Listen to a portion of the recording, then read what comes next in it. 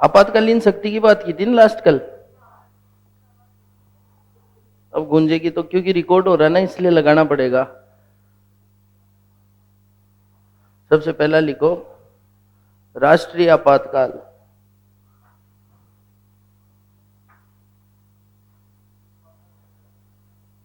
राष्ट्रीय आपातकाल अनुच्छेद 352।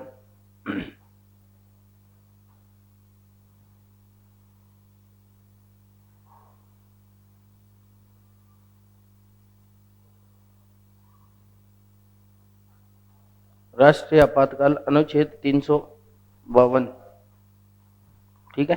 अगर आपको पूछ ले कि राष्ट्रीय आपातकाल का प्रावधान कौन से अनुच्छेद में है, 352 में, इसमें लिखो युद्ध, बाह्य आक्रमण, युद्ध, बाह्य आक्रमण,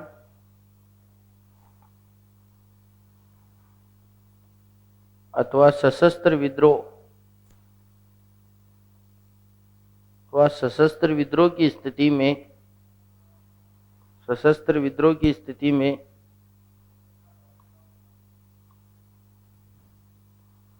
सशस्त्र विद्रोह की स्थिति में राष्ट्रपति राष्ट्रीय आपातकाल घोषित कर सकता है। राष्ट्रपति राष्ट्रीय आपातकाल घोषित कर सकता है।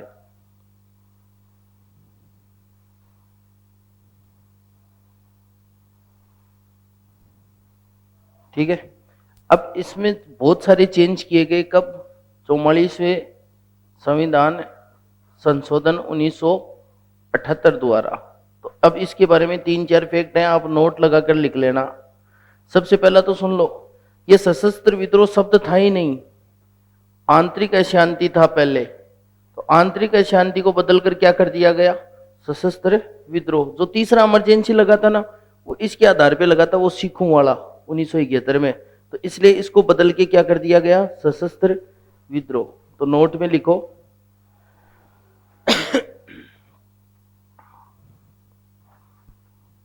44वें संविधान संशोधन द्वारा, 44वें संविधान संशोधन द्वारा किए गए परिवर्तन, 44वें संविधान संशोधन द्वारा किए गए परिवर्तन। नंबर 1,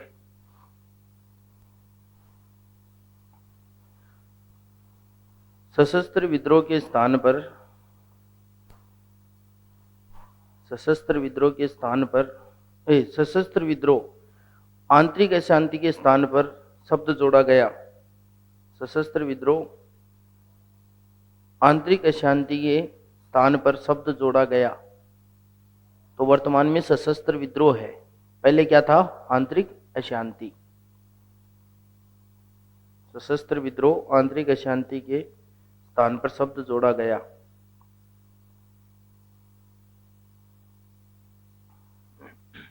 दूसरा लिखो, मूल संविधान में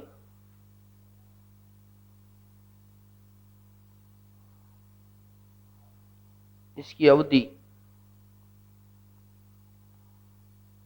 मूल संविधान में इसकी अवधि 2 माह थी।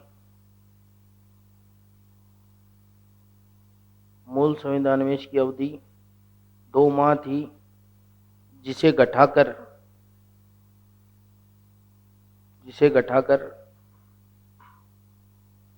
1 माह कर दिया गया। 1 माह कर दिया गया। मूल संविधान में ये लिखा था कि राष्ट्रपति अगर राष्ट्र आपातकाल घोषित कर देता है तो 2 माह तक वैध रहेगा। 2 माह के बाद अगर संसद इसको अनुमोदन कर देगी तो 6 माह के लिए बढ़ा दिया जाएगा। ठीक है। लेकिन बाद में कहा कि 2 माह नहीं, 1 माह के अंतर्गत इसको संसद का क्या मिलना चाहिए, अनुमोदन मिलना चाहिए। तो एक चेंज ये हुआ। फिर अगला लिखो तीसरा, राष्ट्रीय आपातकाल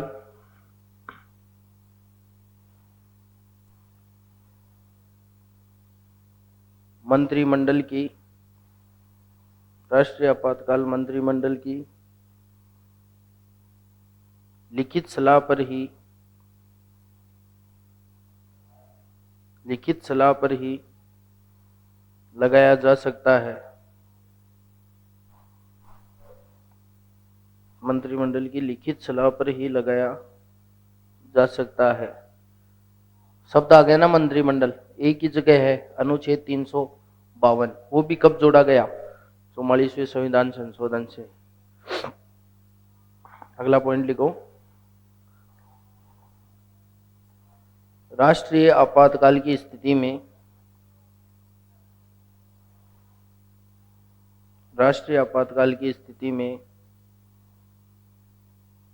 अनुच्छेद 19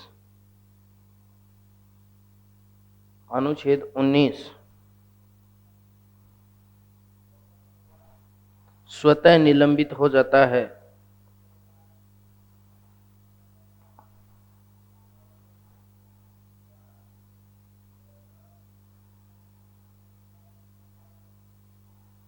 स्वतः निलंबित हो जाता है। ब्रैकेट में लिखना, यदि आपातकाल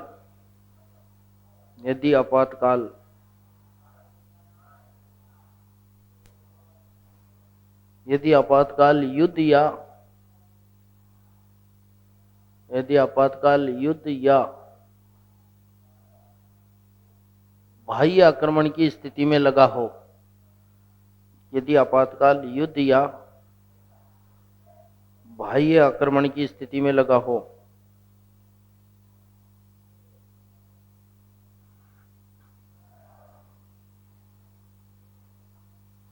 अगर सशस्त्र विद्रोह में लगा है तब अनुच्छेद 19 निलंबित नहीं होगा।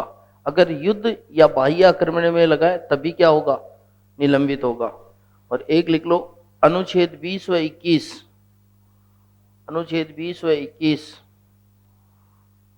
आपातकाल की स्थिति में निलंबित नहीं होंगे।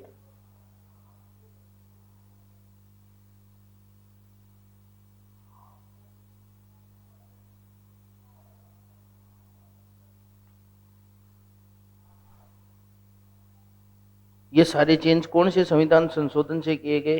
44वें से। ठीक है, उसके बाद लिख लो, भारत में अनुच्छेद 352 का प्रयोग, अनुच्छेद 352 का प्रयोग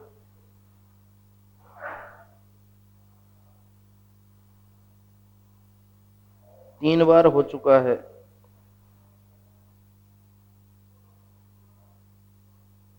अनुच्छेद 352 का प्रयोग 3 बार हो चुका है। एक बार तो चाइना के साथ युद्ध हुआ था 62 में, तब फिर भारत पाकिस्तान युद्ध हुआ था 71 में, तब, और तीसरा आंतरिक अशांति के आधार पर 1975 में। तो ये 3 बार क्या हो गया? अनुच्छेद 352 का प्रयोग। फिर अगर आपको पूछ ले कि आपातकाल की अवधि कितनी होती है, देखो आपातकाल की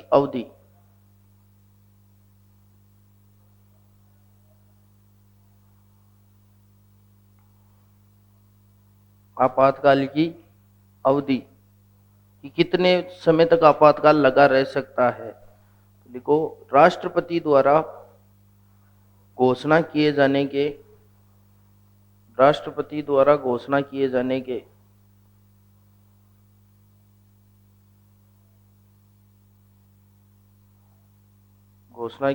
के एक माह के भीतर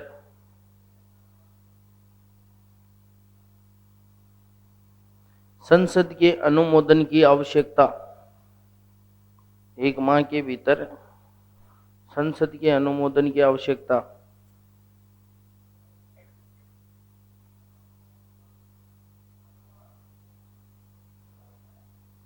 यदि संसद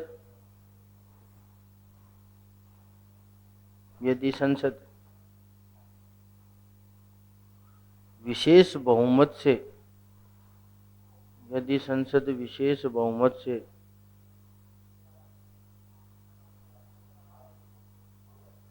अनुमोदित कर दे, यदि संसद विशेष बहुमत से अनुमोदित कर दे तो आपातकाल की अवधि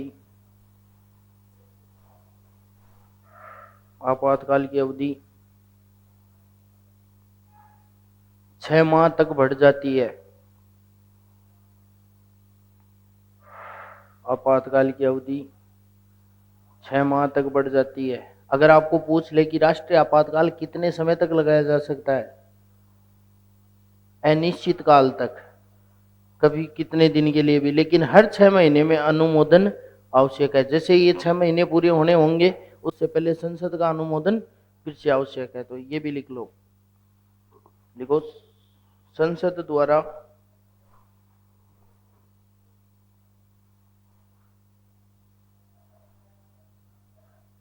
छह माह से अनुमोदन करके, 6 माह से अनुमोदन करके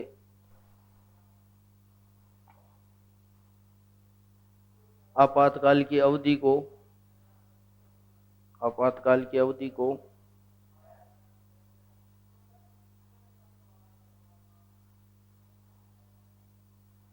अनिश्चित काल तक बढ़ाया जा सकता है। अनिश्चित काल तक बढ़ाया जा सकता है। अनिश्चित काल तक बढ़ा सकते हैं इसको।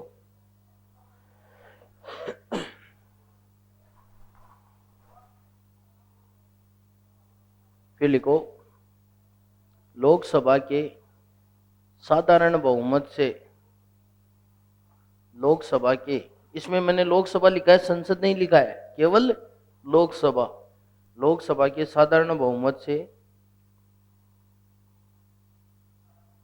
लोकसभा के साधारण बहुमत से आपातकाल को कभी भी समाप्त किया जा सकता है। आपातकाल को कभी भी समाप्त किया जा सकता है। बाकी राष्ट्रपति भी कर सकता है क्या इसको समाप्त, घोषणा करके कि समाप्त करते हैं, कर सकता है। राष्ट्रपति भी कर सकता है और लोकसभा भी कर सकता है। अगर लोकसभा सत्र नहीं चल रहा तब राज्यसभा करेगा, क्योंकि लोकसभा मान लो सदन में है ही नहीं तो लोकसभा को बुलाएंगे थोड़ी। अगर लोकसभा विघटित हो रखी है तो कौन करेगा, राज्यसभा। लेकिन पावर किसको दिया गया है, लोकसभा। देखो खत्म करने के लिए साधारण बहुमत है और इसको लागू रखने के लिए विशेष बहुमत है, क्योंकि भारत संविधान भी नहीं चाहता कि आपातकाल की नौबत आए। ठीक है, ये हो गया, बस बहुत है। अब एक एक लाइन उनमें लिख लो। अनुच्छेद 356,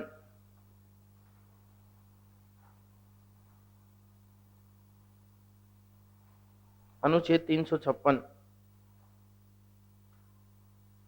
किसी राज्य का संवैधानिक तंत्र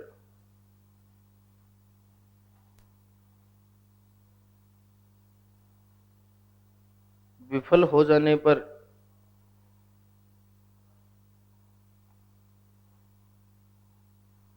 किसी राज्य का संवैधानिक तंत्र विफल हो जाने पर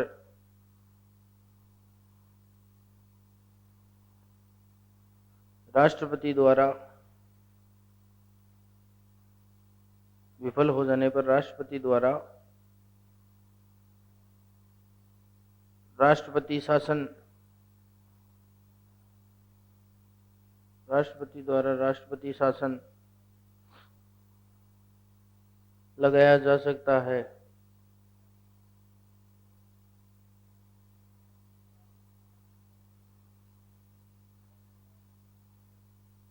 देखो राष्ट्रपति शासन की अवधि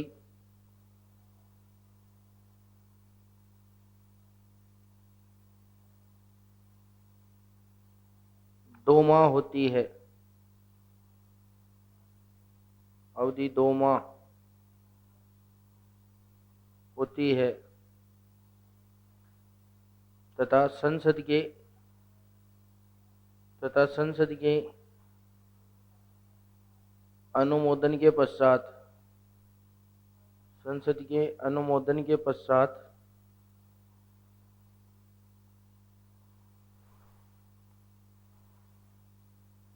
इसे 6 माह तक बढ़ाया जा सकता है। 6 माह तक बढ़ाया जा सकता है।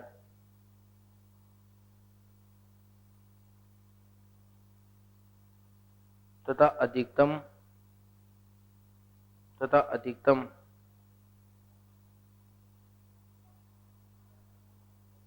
3 वर्ष तक बढ़ाया जा सकता है। अधिकतम 3 वर्ष तक बढ़ाया जा सकता है। अब जिसने थोड़ा बहुत पढ़ रखा है उसको लगेगा कि पंजाब में तो 4.5 साल रहा था, तब संविधान संशोधन करना पड़ेगा। अगर 3 साल से ज्यादा रख रहे हो तब क्या करना पड़ेगा? संविधान संशोधन। एक चीज और है, पूछी नहीं जाएगी पर समझ लो, 6 महीने से बढ़ा दिया, फिर 6 महीने के लिए बढ़ा दिया, तो टोटल कितना हो गया? 1 वर्ष। अगर 1 वर्ष से भी ज्यादा रखना है तो 44वें संविधान संशोधन में 2 प्रावधान किए गए हैं। पहला प्रावधान तो ये किया गया है कि वहां पर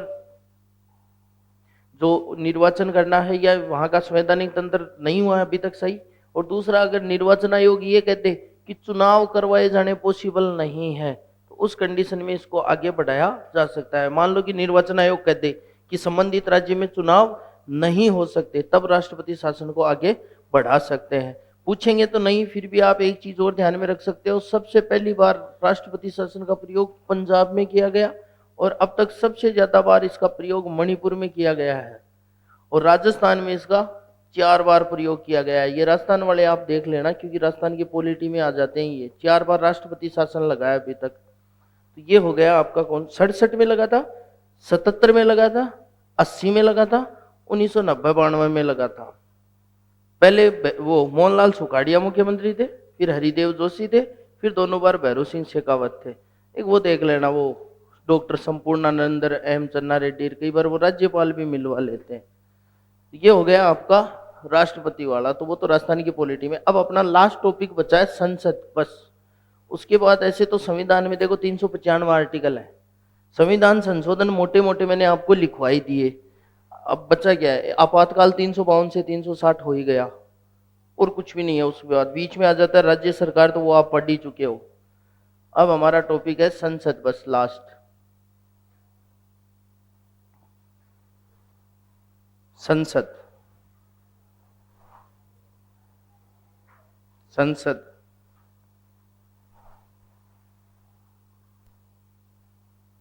तो संसद अनुच्छेद 79, संसद अनुच्छेद 79। पूछ ले कि संसद का प्रावधान कौन से अनुच्छेद में?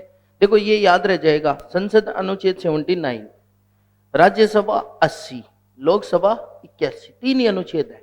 तो उच्च सदन पहले आएगा, निम्न सदन बाद में आएगा। तो संसद में कौन कौन शामिल होता है? राष्ट्रपति और दोनों सदन। तो राष्ट्रपति हम पढ़ ही चुके। तो उच्च सदन कौन सा है? राज्यसभा। राज्यसभा अनुच्छेद 80। इसको और क्या बोलते हैं? उच्च सदन। साथ में बोलते हैं इसको स्थायी सदन। ठीक है। दूसरा हो जाएगा लोक सभा, अनुच्छेद 81। निम्न सदन, निम्न सदन या अस्थायी सदन। ठीक है, 2 सदन होते हैं। अब देखो, कुल सदस्य क्या पूछ सकता है हमें कि राज्यसभा में कुल सदस्य कितने होते हैं, और दूसरा पूछ सकता है हमें वर्तमान सदस्य, वर्तमान सदस्य। ये कंडीशन दोनों में लागू होती है, लोकसभा में भी कुल सदस्य, फिर वर्तमान सदस्य।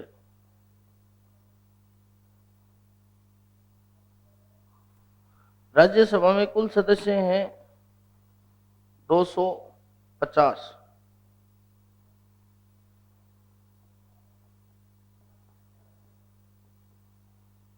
निर्वाचित 238, मनोनीत 12, वर्तमान सदस्य हैं 245, निर्वाचित 233, मनोनीत 12, कुल सदस्य हैं 552, निर्वाचित 550, मनोनीत 2, वर्तमान सदस्य हैं 543, सभी निर्वाचित। ये लो, ये राज्यसभा और लोकसभा का स्ट्रक्चर है।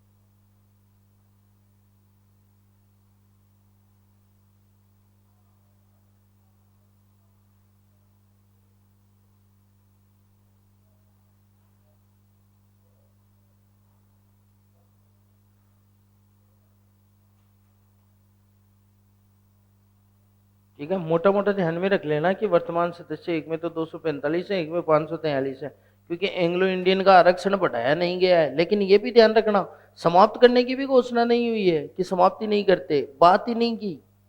तो आरक्षण बढ़ाया नहीं तो 2 सदस्य नहीं है। ठीक है, अब इसमें एक पूछ सकता है सर्वाधिक सीटों वाला राज्य, राज्यसभा में भी, लोकसभा में भी, विधानसभा में भी। तो याद रखना है यूपी, चाहे लोकसभा पूछ ले, चाहे राज्यसभा पूछ ले, चाहे विधानसभा पूछ ले। तो अगला पॉइंट लिखो, राज्यसभा में देखो निम्न सीटों वाले तो लिखने की जरूरत नहीं है। ये अरुणाचल प्रदेश, गोवा, सिक्किम, मणिपुर ऐसा नाम दिख जाए तो एक एक सीटें हैं वहां से। जो पूर्वोत्तर है ना, वहां से एक एक सीटें, अरुणाचल से एक है, सिक्किम से एक है, नागालैंड से एक है, मणिपुर से एक है, गोवा से एक है राज्यसभा में। तो सबसे पहले तो लिखो राज्यसभा में सर्वाधिक सीटों वाले राज्य, राज्यसभा में सर्वाधिक सीटों वाले राज्य, सर्वाधिक वाले पूछते हैं 2-3, क्रम से भी दे देते हैं कई बार।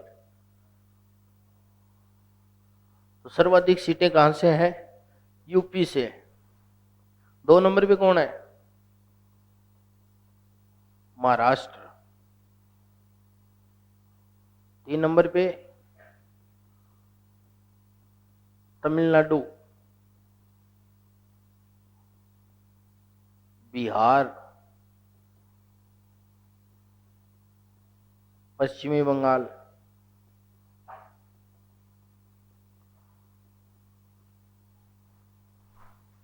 आपने एक नाम, एक आंदोलन सुना होगा दक्षिणी भारत का। दक्षिणी भारत एक आंदोलन कर रहा है कि जनसंख्या का आधार आप आगे मत बढ़ाओ, विरोध कर रहा है दक्षिणी भारत। क्यों कर रहा है सुनो। तमिलनाडु, आंध्र प्रदेश वो ये कह रहे हैं कि हमने परिवार नियोजन अपनाया और जनसंख्या को नियंत्रण में रखा, जबकि उत्तरी भारत के राज्यों ने जनसंख्या को नियंत्रण में नहीं रखा।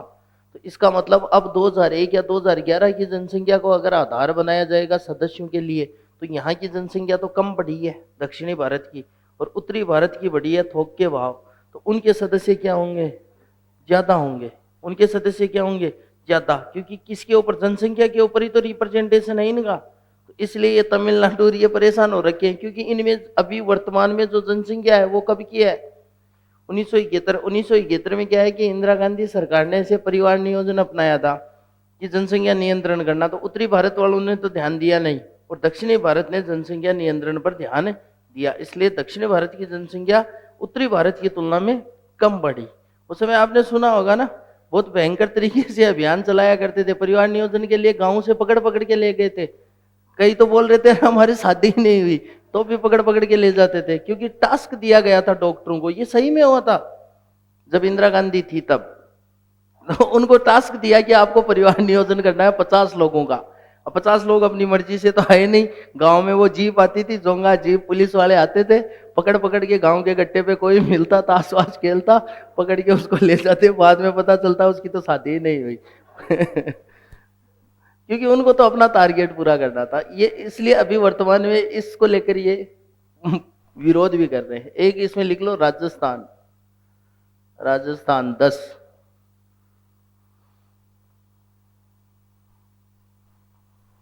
राजस्थान 10।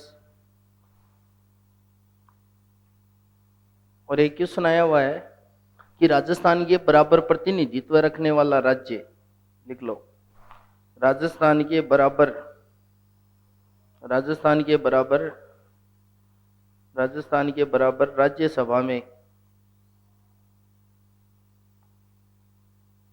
राज्यसभा में प्रतिनिधित्व रखने वाला राज्य, बताओ कौन सा है? ओडिशा, ओडिशा ही है। आंध्र प्रदेश लोकसभा में, ओडिशा, ओडिशा कितने हो गए? 10 हो गए। क्योंकि आंध्र प्रदेश के बाद वो तेलंगाना अलग हो गया ना, वो सीटें भी बट गई, विधानसभा भी बट गया, लोकसभा भी बट गया। तो आंध्र प्रदेश में 25 सीटें हैं और राजस्थान में भी कितनी है? 25। पर वो किस में है? लोकसभा में। तो ये तो हो गया राज्यसभा का प्रतिनिधित्व है। अब लिखो लोकसभा में राज्यों का प्रतिनिधित्व है, लोकसभा में, लोकसभा में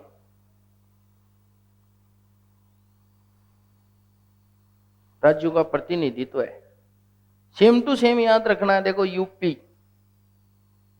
एक नंबर पे कौन हो जाएगा? यूपी। 2 नंबर पे महाराष्ट्र, 2 नंबर पे हो जाएगा महाराष्ट्र। अब नीचे से शुरू कर दो यहां से। 3 नंबर पे आ जाएगा पश्चिमी बंगाल 42। चौथे पे आ जाएगा बिहार 40। और 5वें पे आ जाएगा तमिलनाडु 39। राजस्थान 25, आंध्र प्रदेश 25,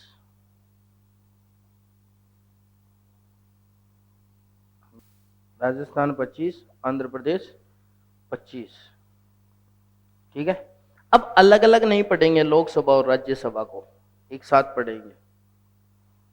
5 पॉइंट हैं बस दोनों के, लिख लिया नहीं है तो? सबसे पहला लिखो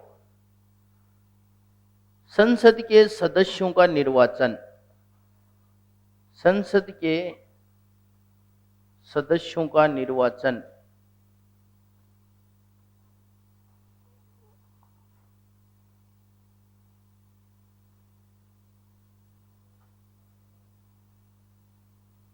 संसद के सदस्यों का निर्वाचन।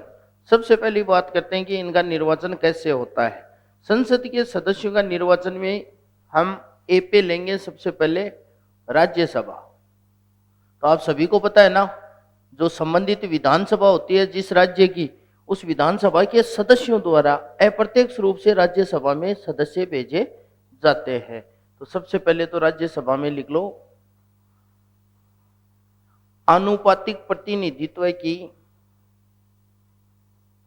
आनुपातिक प्रतिनिधित्व की, आनुपातिक प्रतिनिधित्व की एकल संक्रमणीय, एकल संक्रमणीय मत प्रणाली द्वारा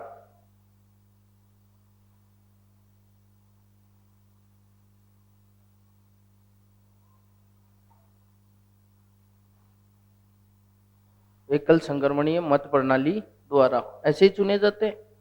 और बी लिखो लोकसभा, लोकसभा।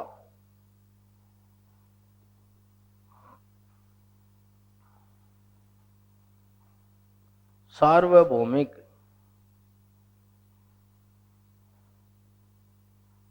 वयस्क मताधिकार के आधार पर,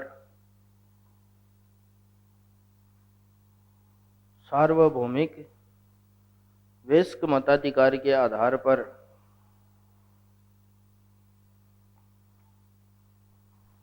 प्रत्यक्ष निर्वाचन द्वारा, प्रत्यक्ष निर्वाचन द्वारा, प्रत्यक्ष निर्वाचन द्वारा। ठीक है, सभी को पता है, आप सभी वोट दे के आते हो। जिसकी 18 वर्ष उम्र हो गई वो लोकसभा सांसद को वोट देता है। इसमें नोट लगाकर लिखना, मूल संविधान में, मूल संविधान में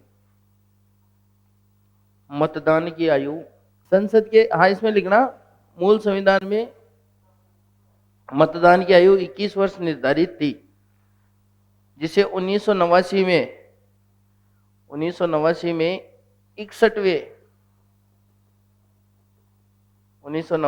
61वें संविधान संशोधन द्वारा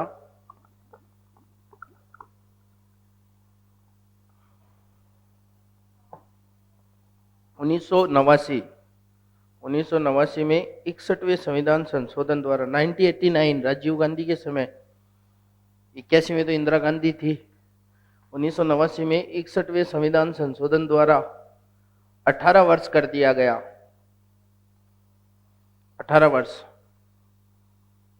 वोट बैंक बढ़ गया अचानक से, क्योंकि देखो 3 साल की उम्र में कितने युवा थे भारत में, सारे वोट देंगे अब, और खुश होके उसी को देंगे। लेकिन खुश होके क्या, 1990 में तो राजीव गांधी को बम से उड़ा ही दिया गया था। अभी उनको देंगे ना, वो अभी जेल में ही तो है वो। फिर लिखो संसद का कार्यकाल। अब सदस्य आ गए तो कार्यकाल होगा उनका, संसद का कार्यकाल। राज्यसभा,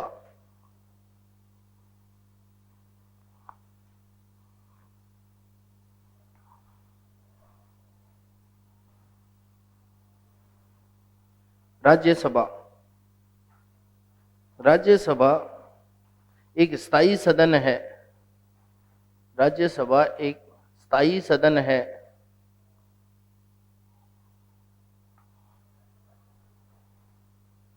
तथा इसका कोई कार्यकाल नहीं होता।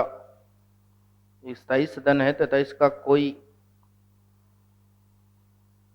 कार्यकाल नहीं होता। तो राज्यसभा का तो नहीं होता, पर सदस्यों का तो होता है। देखो, राज्यसभा के सदस्यों का कार्यकाल, राज्यसभा के सदस्यों का कार्यकाल, सदस्यों का कार्यकाल 6 वर्ष होता है, 6 वर्ष होता है, तथा प्रत्येक 2 वर्ष बाद, प्रत्येक 2 वर्ष बाद 1/3 सदस्यों का निर्वाचन होता है। 1/3 सदस्यों का निर्वाचन होता है। 1/3 को तो रिटायर करते निकाल देते हैं और 1/3 नए ले लेते हैं हर 2 वर्ष बाद। जैसे राज्यसभा का कार्यकाल 6 वर्ष होता है ये सदस्यों का, और लोकसभा का होता है 5 वर्ष पहली बैठक से। तो लोकसभा अध्यक्ष का भी 5 वर्ष, उपाध्यक्ष का भी 5 वर्ष। राज्यसभा के सभापति का कितना कार्यकाल होता है? 5 वर्ष होगा, 6 वर्ष होगा? 5 ही होगा, क्योंकि उपराष्ट्रपति पद का 5 वर्ष होता है, और उपसभापति का जब तक वो सदन का सदस्य रहता है। हो सकता है ना कि 6 वर्ष, कैसे हो सकता है ना, जब वो उपसभापति बना उसको 2 साल तो पहले से हो रखे हो, तो अब तो वो 4 साल ही रहेगा ना सदन का सदस्य। अब एक चीज देखना, सबसे पहली राज्यसभा कब बनी? 1952 में चुनाव हुए भारत में, तो लोकसभा के सदस्य भी हुए और राज्यसभा के भी सदस्य हुए। अब 1952 में आ गए राज्यसभा के सदस्य। अब 2 वर्ष बाद आया 1954। संविधान क्या कहता है? प्रत्येक 2 वर्ष बाद 1/3 सदस्यों का निर्वाचन होगा। तो यहां पर 1952 से 1954 में जितने भी सदस्य थे सबको 2 वर्ष हुए हैं, अभी तक 6 वर्ष पूरे ही नहीं हुए। तो उन्होंने कहा कि अब क्या करें, तब पहली बार लॉटरी सिस्टम निकाला गया। लॉटरी सिस्टम में क्या किया गया, जितने राज्यसभा के सदस्य थे सबके नाम लिखे गए, 1/3 पर्चियां उठाई गई, जिन जिन के नाम थे उनको राज्यसभा से निकाल दिया गया और 1/3 सदस्यों का नया निर्वाचन हुआ। क्योंकि संविधान में लिखा है तो करना ही पड़ेगा, अब सारे बराबर हैं यहाँ पर, तो 1/3 को निकाल दिया। तो अब 2/3 तो नए पुराने वाले बच गए 1954 में, और 1/3 कौन आ गए? नए आ गए। अब फिर समय आया 1956 का। 1956 में ये तो इनको तो अलग रखा, इन 2/3 में फिर से लॉटरी निकाली गई, क्योंकि अभी तक इनको भी 4 साल ही हुए हैं। इन 2/3 में से 1/3 सदस्यों को तो निकाल दिया गया और नए ले लिए गए। तो अब नए तो कितने हो गए? 2/3। पुराने वाले कितने बचे? 1/3। अब समय आया 1958। 1958 में 1952 वाले 1/3 सदस्यों को कितना समय हो गया? 6 वर्ष। इनको रिटायर करके नए आ गए। अब आया समय 1960। 1954 में जो 1/3 लिए गए थे नए, उनको 6 वर्ष हो गए ना 1960 में, वो निकल गए। फिर 1962 में इन 56 वालों को, तो वर्तमान में ये क्रम चल रहा है कि 1/3 सदस्यों को 6-6 वर्ष होते जा रहे हैं और वो बाहर निकलते जा रहे हैं। इसीलिए आप देखना, जब राजस्थान में राज्यसभा के चुनाव होते हैं तो इस पैटर्न में होते हैं, 3 + 3 + 4, 10 सदस्यों के एक साथ नहीं होते। फिर उनका निर्वाचन ऐसे होता है जैसे 3 सदस्यों का होना होता है, तो यहाँ पर विधानसभा सीटें हैं 200, इसमें इसका भाग देंगे +1। इसीलिए देखना आप, वो गठजोड़ आता है अखबार में कि 2 तो कांग्रेस से चुनकर चले ही जाएंगे, एक विपक्षी वाले भेज देंगे, क्योंकि फिक्स होते हैं कि इतने वोट मिल गए। तो जैसे लगभग 67 बैठता, जैसे अभी 4 वाला हुआ था, तो जिसको 51 मिल गए वही क्या हो गया, ये राज्यसभा से यहाँ से सदस्य चला जाएगा। ऐसा कुछ इसमें रहता है कि जितने वोट हैं उतने उसको मिलने चाहिए। इसलिए एकल संक्रमण, इसलिए क्या करते हैं, ये पहले से डिसाइड कर लेते हैं अपने आदमियों को बैठा के। जैसे कांग्रेस वाले हैं वो पहले डिसाइड करेंगे कि आप 30 जने उसको वोट देना है, आप 30 जने उसको वोट देना है, वरना एक को 100 मिल गए और एक को 20 मिल गए तो 100 वाला तो चला जाएगा पर 20 वाला रह जाएगा। इससे बढ़िया है दोनों को 50-50 वोट दे दो कि दोनों ही चले जाएं। तो इस हिसाब से इनका क्या होता है, निर्वाचन अप्रत्यक्ष रूप से होता है। और कार्यकाल हो ही गया, अब बी लिखो लोकसभा।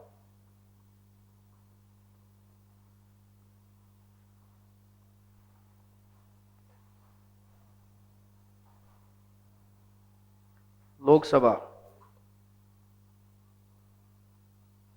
लोकसभा का कार्यकाल पहली बैठक से 5 वर्ष तक होता है।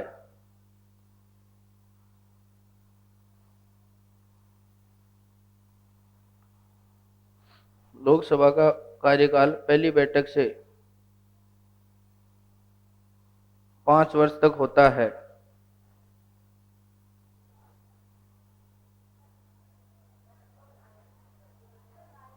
लिखो, प्रधानमंत्री की सलाह पर, प्रधानमंत्री की सलाह पर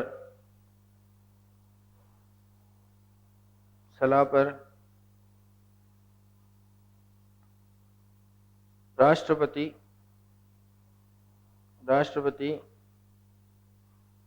लोकसभा को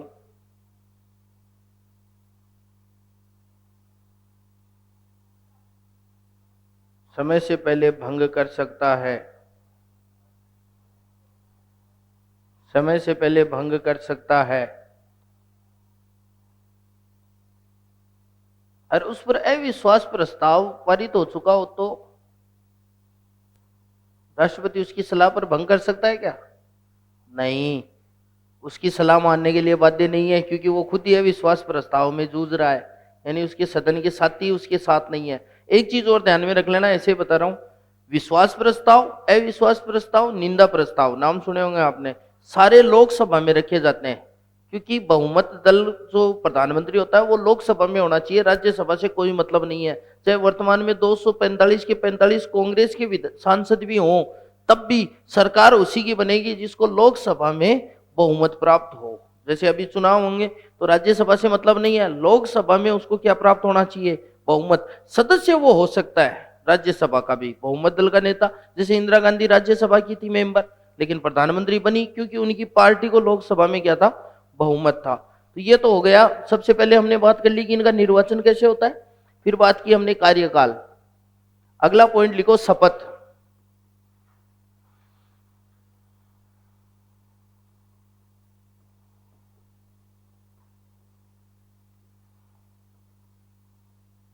शपथ,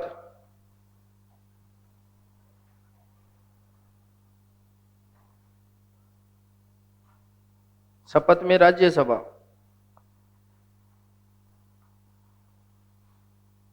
तो इसमें सभापति दिला देता है सबको शपथ, क्या दिक्कत है, उपराष्ट्रपति तो वहीं बैठा रहता है, सदस्य आते जाते हैं, शपथ लेते जाओ। देखो राज्यसभा का सभापति, राज्यसभा का सभापति राज्यसभा के सदस्यों को, राज्यसभा के सदस्यों को शपथ दिलाता है।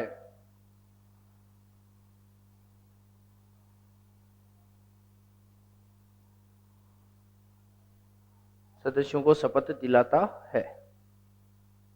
ये तो हो गई राज्यसभा। अब लिखो बी पे लोकसभा। लोकसभा में लिखो, पहले सुन लो, जैसे लोकसभा शुरू होगी सारे सदस्य पहली बार ही तो आएंगे लोकसभा में, क्योंकि लोकसभा अध्यक्ष तो उन्हीं में से किसी को बनना है। अब इनको शपथ दिलाने का काम है राष्ट्रपति का।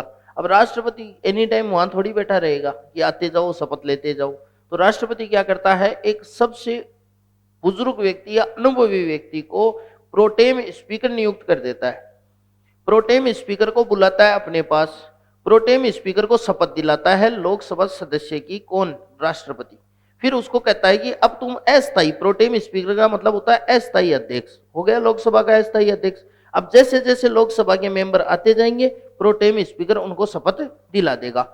जैसे ही पहले दिन आए उनमें से शपथ दिला दी, तो अब जो सत्ता पक्ष है वो अपने में से एक व्यक्ति को बना देगा स्पीकर, और वो बन जाएगा अब लोकसभा अध्यक्ष। इसीलिए क्वेश्चन भी आया था, संसद का ऐसा पदाधिकारी जो अपने पद की शपथ ग्रहण नहीं करता, लोकसभा अध्यक्ष। लोकसभा अध्यक्ष अपने पद की शपथ ग्रहण नहीं करता, वो किसकी शपथ ग्रहण करता है, लोकसभा सदस्य की, ना कि अध्यक्ष की। तो वो शपथ ग्रहण नहीं करता लोकसभा अध्यक्ष कि मैं लोकसभा अध्यक्ष हूं और वो हूं, क्योंकि वो पहले ही क्या कर चुका है, सदस्य की शपथ ग्रहण कर चुका है। तो ध्यान रख लेना, ऐसा पदाधिकारी, एक तो ये कि ऐसा पदाधिकारी जो संसद का सभापति होकर भी सदन का सदस्य नहीं होता, राज्यसभा का सभापति, वो सदन का सदस्य नहीं होता, उपराष्ट्रपति, और पद की शपथ ग्रहण कौन नहीं करता, लोकसभा अध्यक्ष। तो अब बी में लिखो लोकसभा। लोकसभा, इसमें लोकसभा में लिखना, लोकसभा की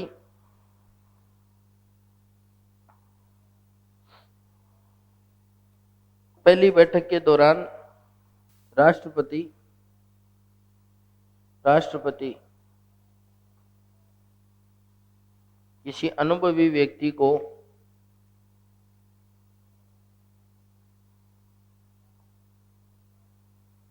प्रोटेम स्पीकर नियुक्त करता है।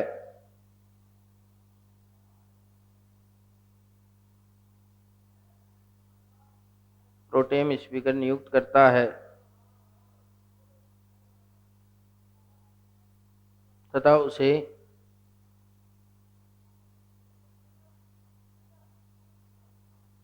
लोकसभा सदस्य की शपथ दिलवाता है, तथा उसे लोकसभा सदस्य की शपथ दिलवाता है।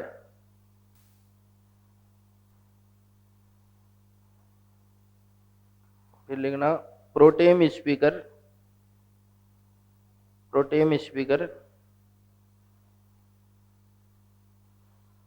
संसद के अन्य सदस्यों को शपथ दिलाता है। प्रोटेम स्पीकर संसद के अन्य सदस्यों को शपथ दिलाता है। संसद के अन्य सदस्यों को शपथ दिलाता है।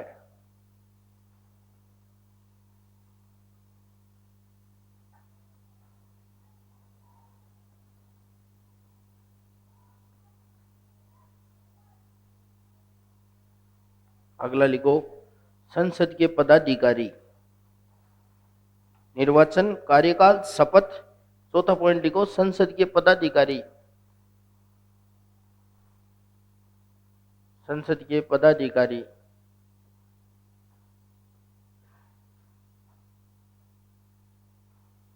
संसद के पदाधिकारी। संसद के पदाधिकारी। नंबर 1, राज्यसभा।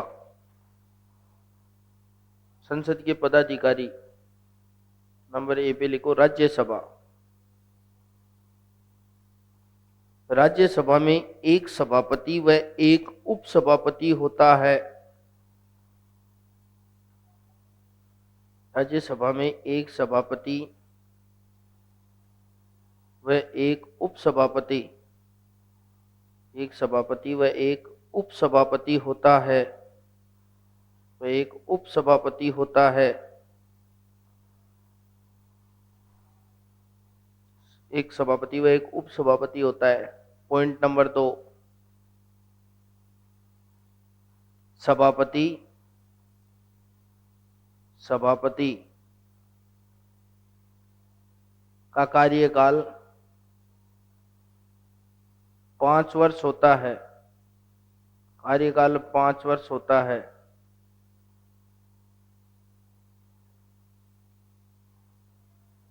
पांच वर्ष होता है तथा वह सदन का सदस्य नहीं होता। तथा वह सदन का सदस्य नहीं होता।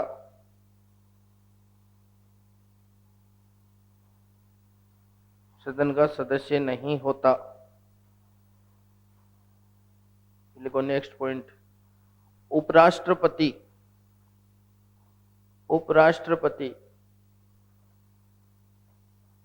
राज्यसभा का पदेन सभापति होता है। उपराष्ट्रपति राज्यसभा का पदेन सभापति होता है। अनुच्छेद 64 व 89।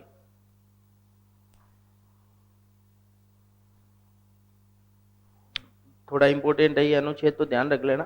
अब मैंने 2 क्यों लिखे ये सोच रहे होंगे ना। अनुच्छेद 63 कहता है भारत का एक उपराष्ट्रपति होगा। अनुच्छेद 64 कहता है कि भारत का उपराष्ट्रपति राज्यसभा का पदेन सभापति होगा। 89 कहता है राज्यसभा में एक सभापति व एक उपसभापति होगा तथा राज्यसभा का सभापति उपराष्ट्रपति होगा। समझ रहे हो बात को।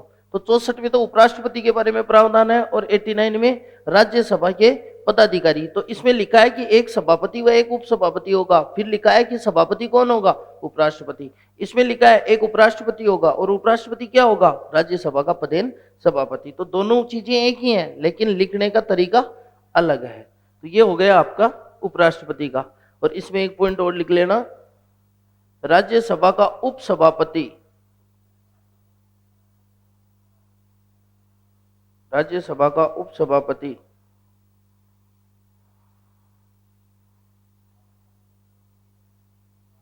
उस सदन का सदस्य होता है। उस सदन का सदस्य होता है। राज्यसभा का उपसभापति उस सदन का मतलब राज्यसभा का सदस्य होता है। अपने में से किसी एक को बनाएंगे वो सदस्य होता है। अब लिखो लोकसभा। लोकसभा, लोकसभा में एक अध्यक्ष व एक उपाध्यक्ष होता है। लोकसभा में एक अध्यक्ष व एक उपाध्यक्ष होता है तथा दोनों सदन के सदस्य होते हैं। तथा दोनों सदन के सदस्य होते हैं। लोकसभा सदस्य लिखना, लोकसभा सदस्य अपने में से ही किसी एक व्यक्ति को अपने में से ही किसी एक व्यक्ति को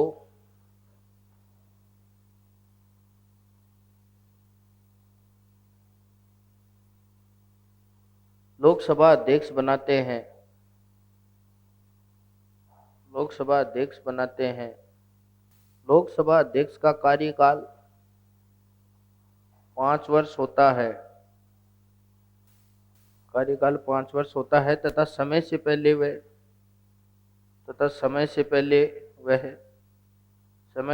वह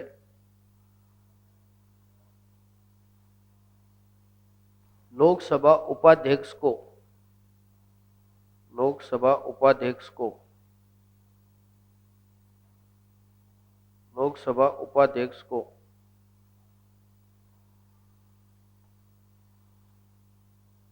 अपना त्यागपत्र सौंप सकता है। त्यागपत्र सौंप सकता है। त्यागपत्र सौंप सकता है। लोकसभा अध्यक्ष शपथ लेता नहीं है तो वो भी लिखो। लोकसभा अध्यक्ष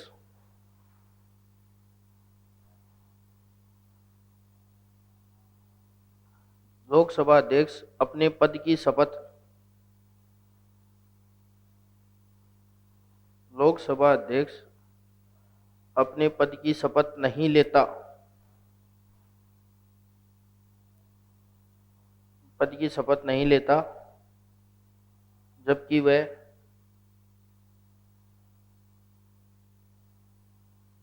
लोकसभा सदस्य के रूप में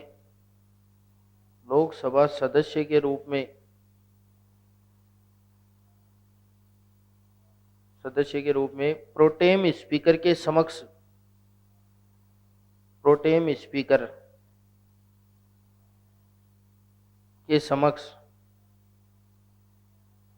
शपथ ग्रहण करता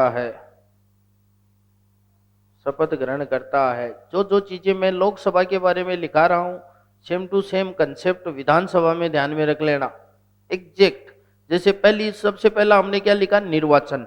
विधानसभा का निर्वाचन भी वही है, सार्वभौमिक वयस्क मताधिकार। दूसरी चीज लिखी हमने कार्यकाल, सेम टू सेम है। उसके बाद क्या लिखा था, शपथ, तो शपथ भी सेम टू सेम वही प्रोटेम स्पीकर है।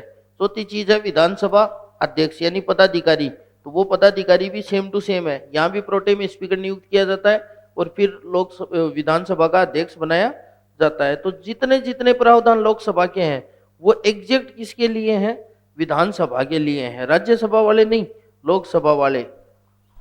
हाँ, इसके बाद लोकसभा अध्यक्ष जो होता है उसके पास 2 विशेष अधिकार भी होते हैं। तो इसमें लिखो लोकसभा अध्यक्ष की शक्तियां।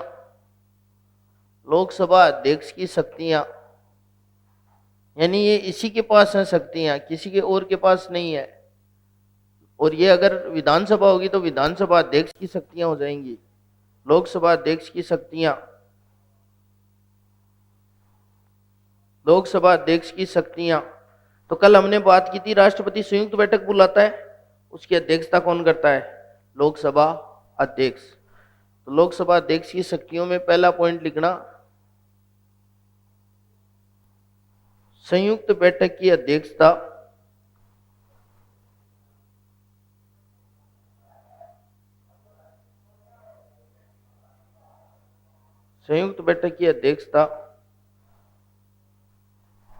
लोकसभा अध्यक्ष करता है।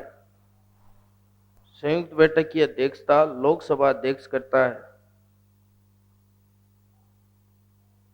संयुक्त बैठक की अध्यक्षता लोकसभा अध्यक्ष करता है।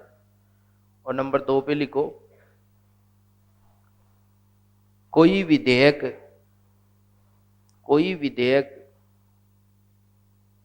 धन विधेयक है अथवा नहीं, कोई विधेयक धन विधेयक है अथवा नहीं,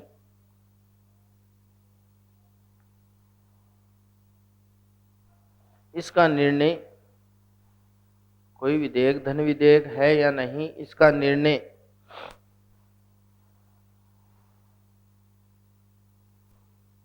लोकसभा अध्यक्ष करता है।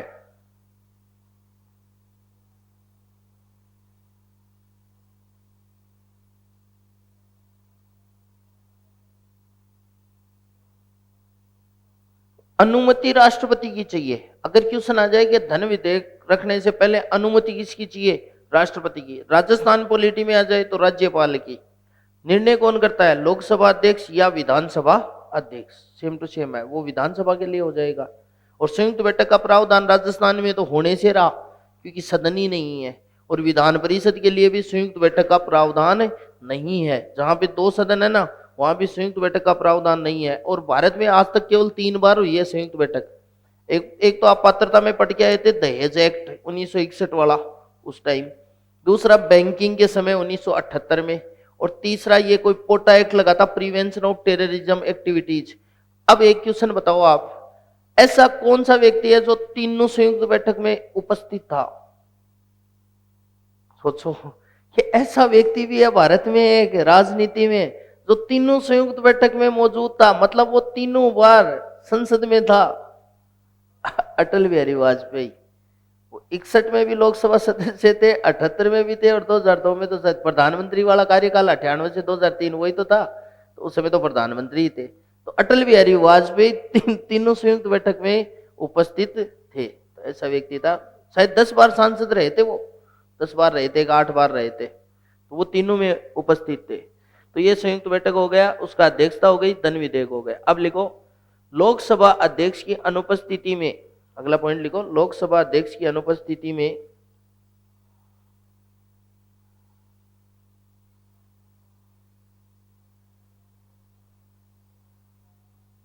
लोकसभा अध्यक्ष की अनुपस्थिति में लोकसभा अध्यक्ष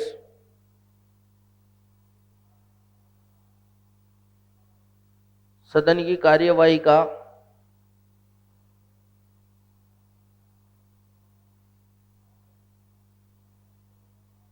संचालन करता है।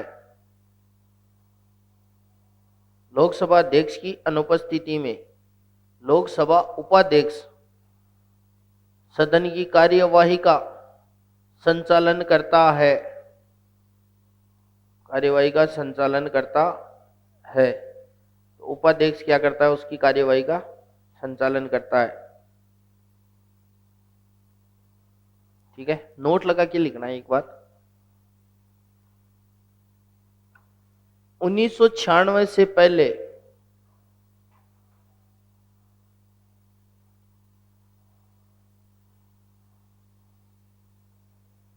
लोकसभा उपाध्यक्ष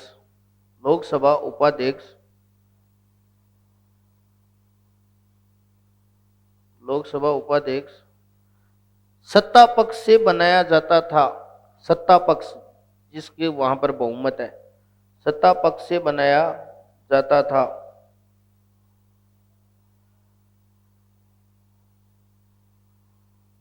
परंतु 1996 के बाद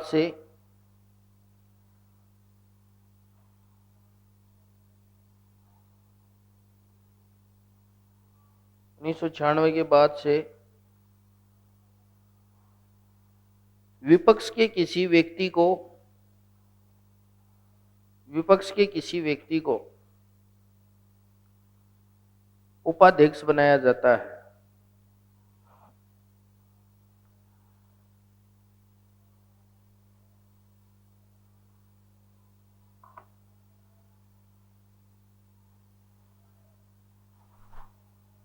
बनाया जाता है।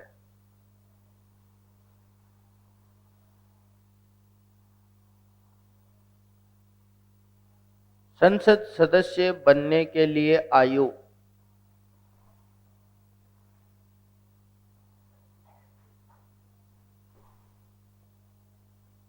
संसद सदस्य बनने के लिए आयु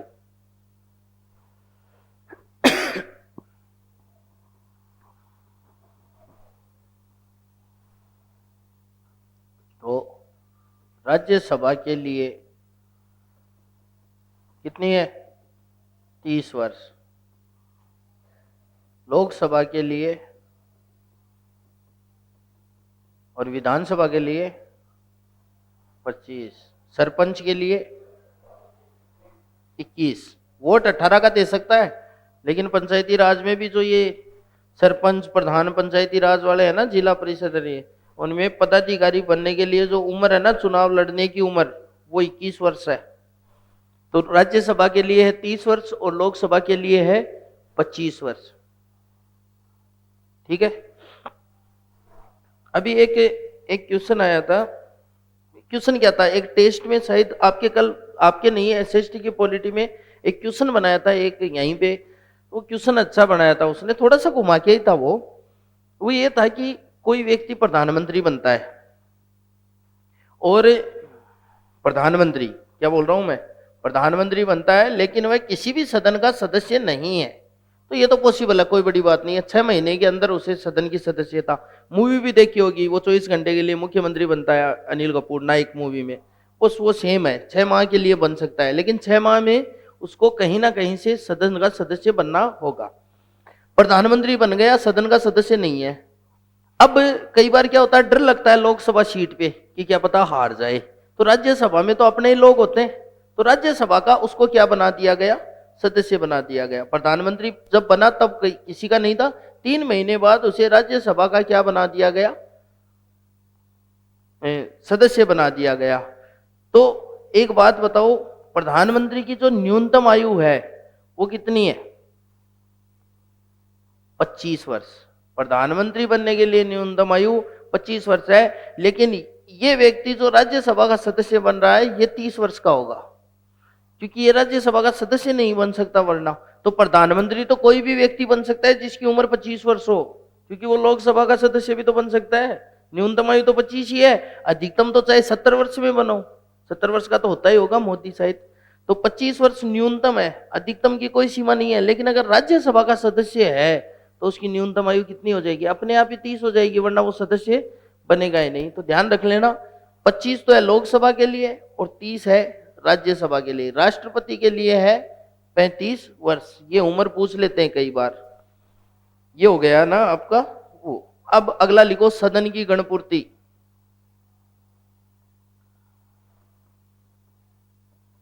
सदन की गणपूर्ति,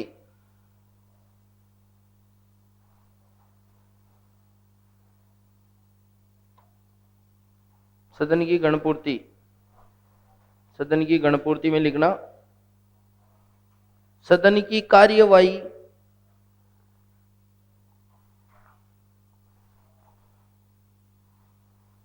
सदन की कार्यवाही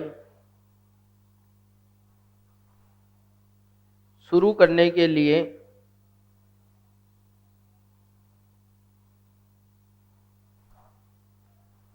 सदन की कार्यवाही शुरू करने के लिए आवश्यक न्यूनतम संख्या,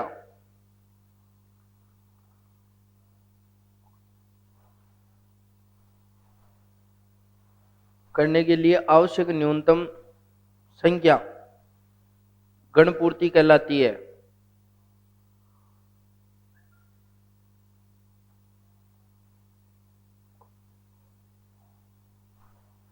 गणपूर्ति कहलाती है। दोनों सदनों में, दोनों सदनों में गणपूर्ति की संख्या, दोनों सदनों में गणपूर्ति की संख्या, गणपूर्ति की संख्या 1/10 अथवा 10%, 1/10 अथवा 10% निर्धारित है।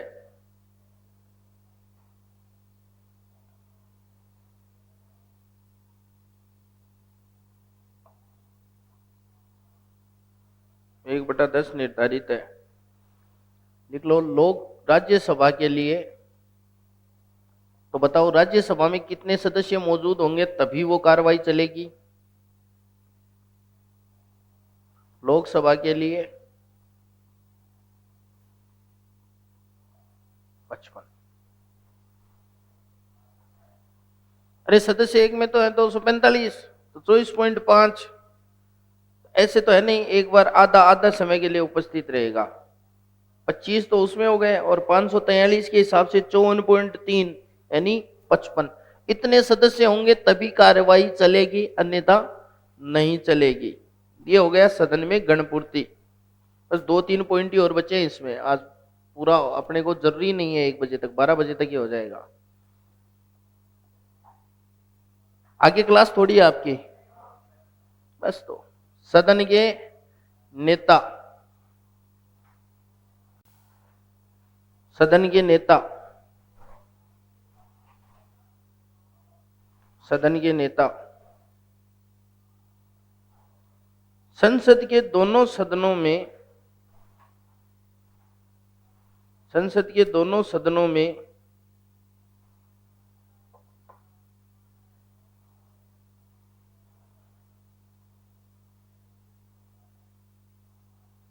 एक एक नेता होता है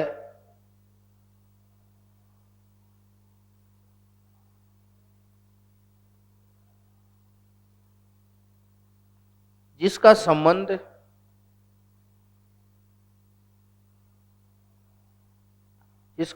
सत्ता पक्ष से होता है, जिसका संबंध सत्ता पक्ष से होता है। प्रधानमंत्री जिस सदन का सदस्य होता है, प्रधानमंत्री जिस सदन का सदस्य होता है,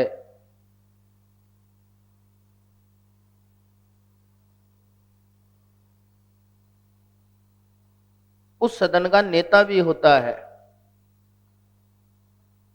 उस सदन का नेता भी होता है।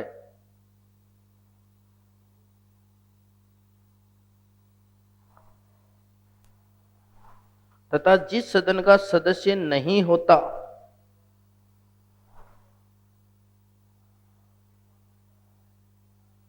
तथा जिस सदन का सदस्य नहीं होता, जिस सदन का सदस्य नहीं होता, उस सदन में नहीं होता, उस सदन में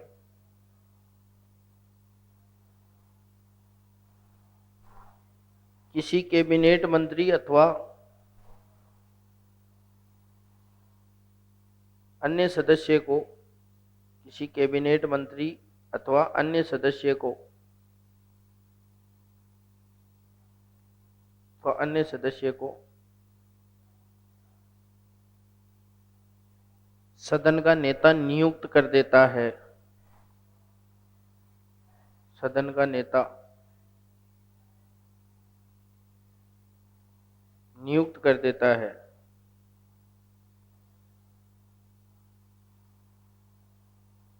तो जिसमें है उसमें तो खुद रह जाएगा, चाहे लोकसभा हो चाहे राज्यसभा, और दूसरे में किसी और को कर देगा, नियुक्त कर देता है।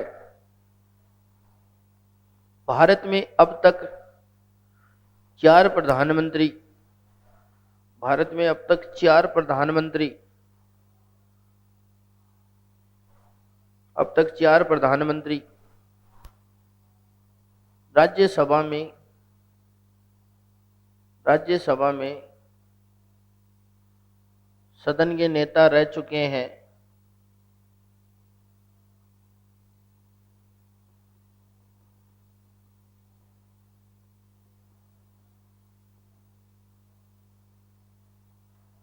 इंदिरा गांधी, एच.डी. देवेगौड़ा, इंद्र कुमार गुजराल,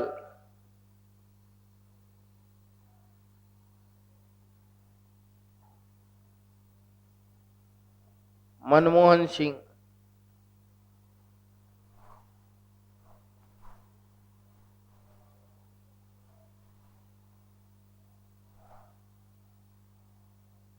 इंदिरा गांधी, एच.डी. देवेगौड़ा, इंद्र कुमार गुजराल और मनमोहन सिंह, ये चारों राज्यसभा में सदन के नेता थे। राजस्थान से ही थे राज्यसभा के सदस्य मनमोहन सिंह। तो इंदिरा गांधी, वैसे असम या गुवाहाटी है इनका निर्वाचन, वो मेन जो क्षेत्र है ना वो। इंदिरा गांधी, एच.डी. देवेगौड़ा, इंद्र कुमार गुजराल और मनमोहन सिंह ये राज्यसभा में थे। लेकिन एक चीज ध्यान में रख लेना, चाहे प्रधानमंत्री कोई सदन में हो, लोकसभा में बहुमत दल का नेता होना चाहिए। क्या पता स्टेटमेंट में कुछ पूछ लें, तो ये भी ध्यान में रखना, नोट लगा के लिख लो। प्रधानमंत्री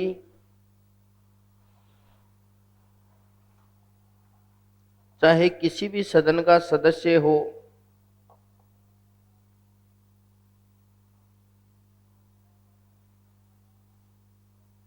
चाहे किसी भी सदन का सदस्य हो,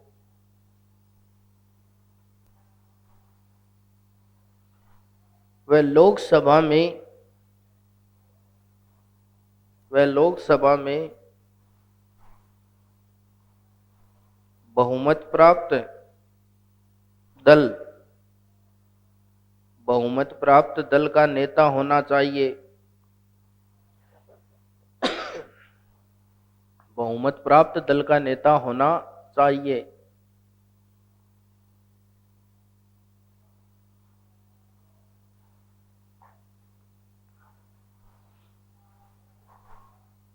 देखो, विपक्ष का नेता प्रतिपक्ष बोलते हैं ना जिसे, ये विधानसभा में भी होता है। गुलाब चंद कटारिया है ना अभी, और नेता उप नेता प्रतिपक्ष भी है राजेंद्र राठौड़। विपक्ष का नेता दोनों सदनों में एक एक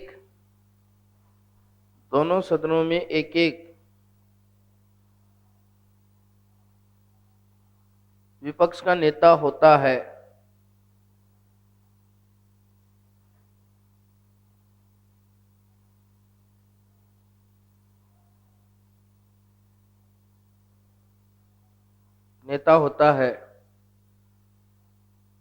ये पद उस व्यक्ति को दिया जाता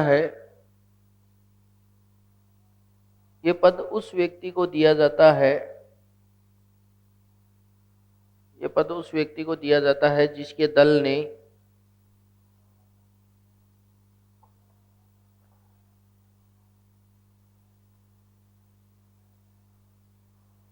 कम से कम 10% सीटें प्राप्त की हों। कम से कम उस व्यक्ति को दिया जाता है जिसने कम से कम जिसके दल ने कम से कम 10%, जिसके दल ने कम से कम 10% सीटें प्राप्त की हों। इसलिए वर्तमान में नहीं है उपाध्यक्ष, तो सॉरी, विपक्ष का नेता भी नहीं है और वो भी नहीं है। राज्यसभा में तो है, लोकसभा में नहीं है विपक्ष का नेता। कभी नहीं सुनते हो आप विपक्ष का नेता, क्योंकि किसी दल को 10% सीटें मिली ही नहीं। इसमें एक चीज और लिख लेना, 1977 से विपक्ष के नेता को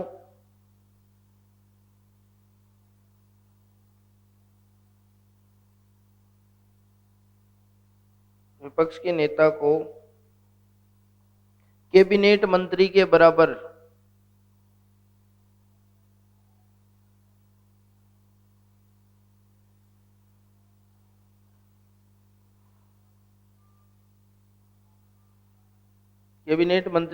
दर्जा दिया जाता है। आजकल तो बत्ती बंद हो गए, वरना उसको ऐसे बत्ती वाली गाड़ी भी मिलती। बत्ती बंद कर रखी है ना अभी, लगाने को तो लगाते ही हैं, पर सरकार ने कहा कि दुरुपयोग होता है। दिल्ली में तो हर दूसरा आदमी, आप सोचो कितने आईएएस हैं वहां पे, सांसद हैं, वहां की विधानसभा में कैबिनेट है, तो वहां तो हर तीसरा आदमी बत्ती लगाए घूमता है। पुलिस वाले बेचारे रोक भी नहीं सकते।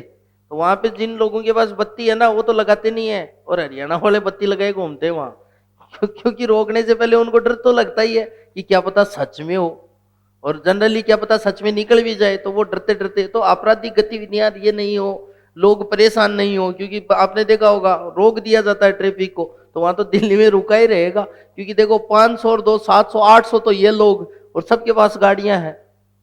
ये अपनी तरह ये बस में या मेट्रो में तो जाने से रहे, भाई सांसद है, वहां की खुद की विधानसभा है, प्रधानमंत्री है, सचिवालय है। आप सोचो कि क्या पता कितने आईएएस सचिव और कितने छोटे मोटे आईएएस हैं वहां पे, तो आईएएस को भी मिलती है, कितने आईपीएस है। तो इस हिसाब से दिल्ली तो भाई राजधानी क्षेत्र हो गया ना, इसलिए शायद मोदी ने ही किया था ना ये बत्ती बंद करने वाला सिस्टम। हाँ, तो ये 1977 में हो गया। ठीक है, अब इसके बाद लिखो सदन के सत्र। सदन के सत्र,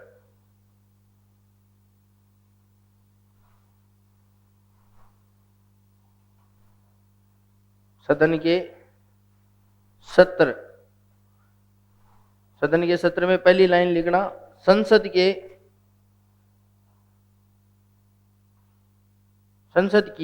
की दो बैठकों के बीच, संसद की 2 बैठकों के बीच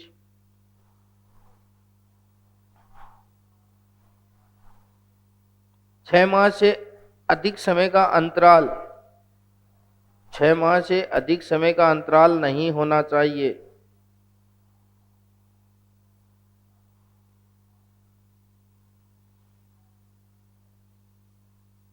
नहीं होना चाहिए।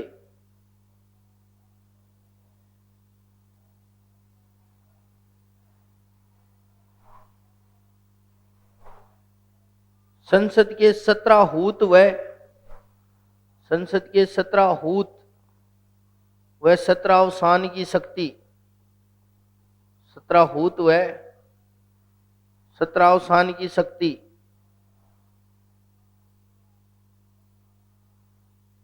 राष्ट्रपति में निहित है। 17 हूत व 17 अवसान की शक्ति राष्ट्रपति में निहित है। ये तो हमने उस समय भी बात की थी राष्ट्रपति की शक्तियों में, कि संसद का सत्र कौन बुलाता है? राष्ट्रपति। स्थगित कौन करता है? राष्ट्रपति। फिर लिखो संसद के 3 सत्र, संसद के 3 सत्र। सबसे पहला होता है बजट सत्र, दूसरा होता है ग्रीष्मकालीन या मानसून सत्र, मानसून सत्र,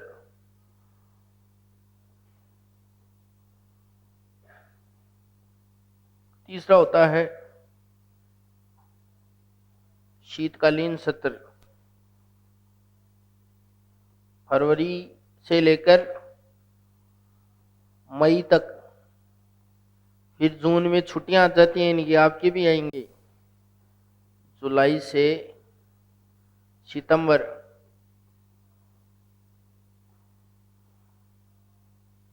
और शीतकालीन सत्र है नवंबर दिसंबर। अक्टूबर फिर छुट्टी, नवंबर दिसंबर, नवंबर दिसंबर, 3 सत्र होते हैं ये। बजट सत्र, मानसून सत्र और शीतकालीन सत्र, इनका समय है। फरवरी, मार्च, अप्रैल, मई, फिर जून की छुट्टी, जुलाई, अगस्त, सितंबर, 4, 3, 2 ऐसे याद रख लेना। पहले 4 महीने हैं, फिर 3 महीने, फिर 2 महीने, 4, 2, 6 और 1, 4, 3, 7 हो गए ना, 4, 3, 7 और 2, 9, 3 महीने की छुट्टी हो गई इनके। कौन कौन सी हो गई? जनवरी में नहीं आते, जून में नहीं आते, अक्टूबर में नहीं आते। ये 9 महीने तक चलता है इनका। 5 डे वीक रहता है इनका भी, सोमवार से शुक्रवार। 11, 10, 11 बजे आते हैं। अभी देखेंगे हम संसदीय प्रक्रिया। 11 बजे तक आते हैं, थोड़ी देर इधर उधर की बातें करते हैं। 12 बजे से 1 बजे तक ये शून्यकाल में भाग लेते हैं, फिर इनके लंच का टाइम हो जाता है 1 से 2। देखो 11 से 12 प्रश्नकाल, 12 से 1 शून्यकाल, 1 से 2 लंच, 2 से 5 विधेयकों पर चर्चा, टेबल वेबल बजा लेते हैं, और 5 बजे छुट्टी। आधे घंटे की चर्चा, अगर कोई विशेष बात रह जाए तो, वो भी सोमवार को, शुक्रवार को, बुधवार को, ऐसे 3 दिन फिक्स है लोकसभा में। आधे घंटे की चर्चा सुना होगा आपने ना, वो आधे घंटे की चर्चा करते हैं 5 से 5:30। जिसको बैठा रहना है बैठा रहो, जाना है जाओ, ये इनका काम होता है। आप देख लो, आप इस प्रश्न काल में ये तारांकितर, अतारांकितर, क्या पता कितने प्रश्न पूछ भी लेते हैं। तो इसीलिए तो कहते हैं ना, संसद की जो कार्यवाही है वो लगभग 100 दिन चलती है।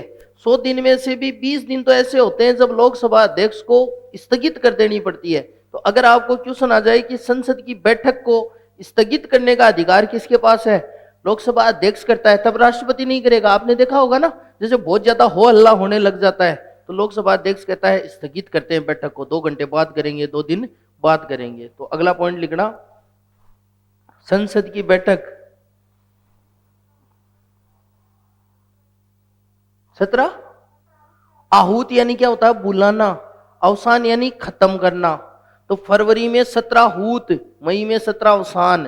अरे जैसे आपकी क्लास सुबह 10 बजे से है 1 बजे तक, तो 10 बजे से पहले आपको 17 हूत और उसके बाद 17 अवसान। देखो इसको एक चीज समझना, बैठक और सत्र का फर्क बता देता हूं पहले। बैठक और सत्र, सत्र का मतलब है फरवरी, मार्च, अप्रैल, मई, ये हो गया एक सत्र, इसको बोलते हैं बजट सत्र। हो गया। अब 1 फरवरी, 1 फरवरी को लोकसभा के, राज्यसभा के सदस्य आए, पहली बैठक। फिर 2 फरवरी को आए बैठक, 3 को संडे है नहीं आए, 4 को मंडे को आए बैठक। तो बैठक तो इस सत्र में कई होंगी ना, सत्र एक ही है, पर बैठक जिस जिस दिन वीकेंड नहीं है, वर्किंग डे है, उस दिन संसद भी तो बैठेगी। तो सत्र हूत का मतलब है, इसको ये समझ सकते हो आप कि आपको कोचिंग का मैनेजमेंट जब बुलाता है कि आपको कल से इतनी बजे से इतनी बजे तक आना है, वो तो एक तरह से सत्र है। उसके बाद बैठक का मतलब बीच बीच में आपकी क्लासें चेंज नहीं होती, 8 से 10, 10 से 12। तो जब पहली बार फरवरी में बुलाया जाता है और मई के लास्ट दिन इसको एंड किया जाता है, यह अधिकार तो है राष्ट्रपति के पास। और जब बीच में बैठ के चलती है ना, 2 मार्च को, 4 मार्च को, 5 मई को, उन सबको कौन देखता है? लोकसभा अध्यक्ष। अरे भाई वहां पे वो बैठे रहते हैं, उनकी कार्रवाई को कौन देखेगा? लोकसभा अध्यक्ष। ठीक है, तो सत्र तो हो गए 3, और बैठ के होती है अनगिनत, वो तो कितनी भी हो सकती है 9 महीने में। 9 महीने का मतलब 30 से गुना करो आप, 270 दिन हो गए, 270 में से आप निकाल दो सैटरडे संडे या जो भी हॉलीडे होते हैं, 15 अगस्त, 26 जनवरी। 26 जनवरी को तो बैठते नहीं है ये, 15 अगस्त हो गया, 2 अक्टूबर हो गया, जितनी हमारी छुट्टियां होती हैं, जो आपने देखा होगा ना नेशनल हॉलीडे, उस दिन नहीं बैठते। तो कुल मिला के मान लो कि 200 दिन होती है इनकी, ये 200 या 150 दिन, इसको बोलते हैं बैठक। तो एक बैठक से दूसरी बैठक के बीच में 6 माह से अधिक का अंतर नहीं होना चाहिए। नॉर्मली नहीं होता, पर चुनाव होते ना तब ये थोड़ा डिफरेंस आ जाता है। लेकिन कितना अंतर नहीं होना चाहिए? 6 माह के भीतर भीतर बैठक, एक बैठक से दूसरी बैठक होनी ही चाहिए। तो इसमें लिखो आगे, संसद की बैठक स्थगित करने का अधिकार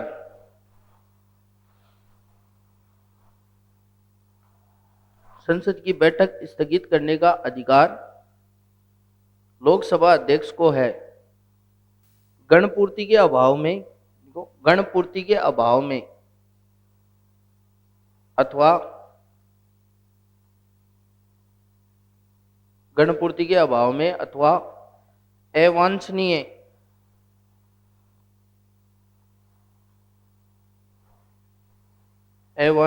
क्रिया होने पर अथवा अवांछनीय क्रिया होने पर लोकसभा अध्यक्ष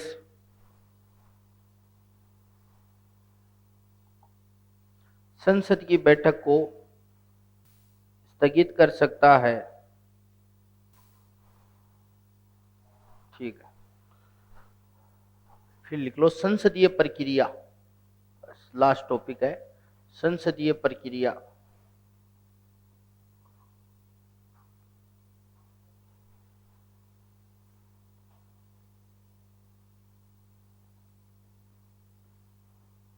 प्रश्नकाल, प्रश्नकाल संसदीय प्रक्रिया में सबसे पहला लिखो प्रश्नकाल। प्रश्नकाल नाम से ही पता चल रहा है, प्रश्न पूछेंगे मंत्रियों से। प्रश्नकाल में लिखो संसदीय कार्यवाही का पहला 1 घंटा, संसदीय कार्यवाही का पहला 1 घंटा, ब्रैकेट में लिखो 11 से 12, 11 बजे तक उतरती है उनकी, 11 से 12 प्रश्नकाल कहलाता है। प्रश्नकाल कहलाता है।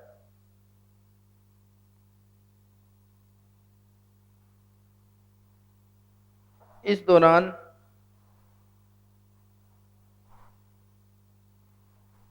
निम्नलिखित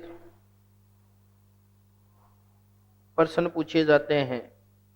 निम्नलिखित प्रश्न पूछे जाते हैं।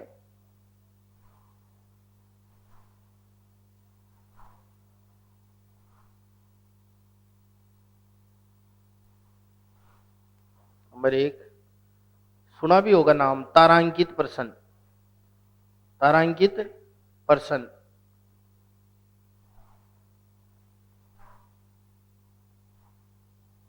तारांकित प्रश्न ऐसे प्रश्नों का उत्तर तुरंत मौखिक रूप से दिया जाता है। ऐसे प्रश्नों का उत्तर तुरंत मौखिक रूप से दिया जाता है, मौखिक रूप से दिया जाता है तथा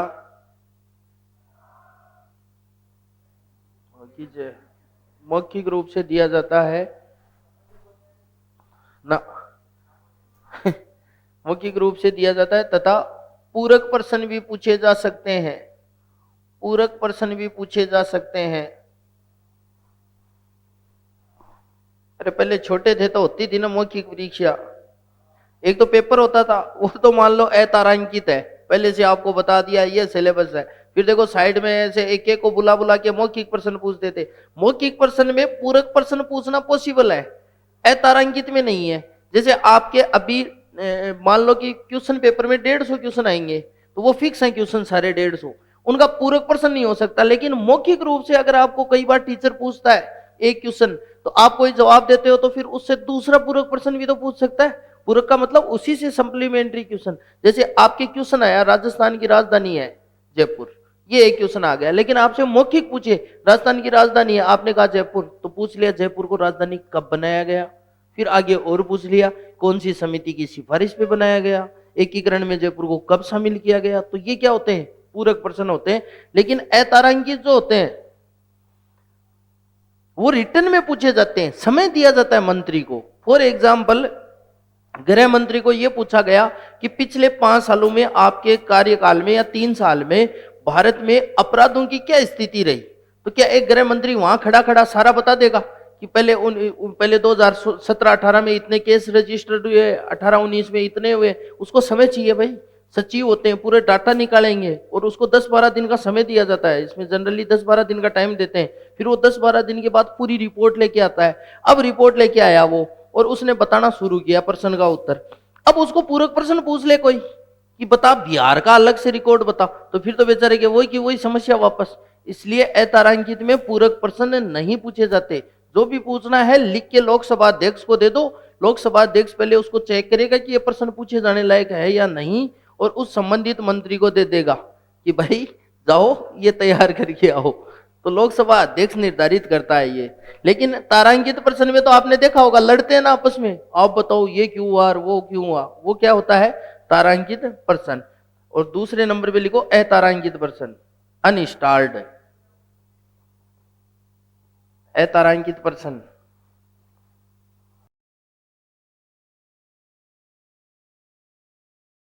अतारांकित प्रश्न, अतारांकित प्रश्न में लिखो ऐसे प्रश्नों का उत्तर लिखित में दिया जाता है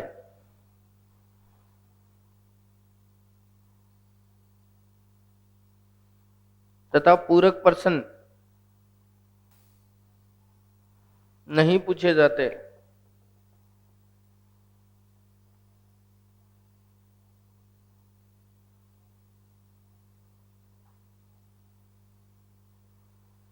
लिखो अल्प सूचना प्रश्न,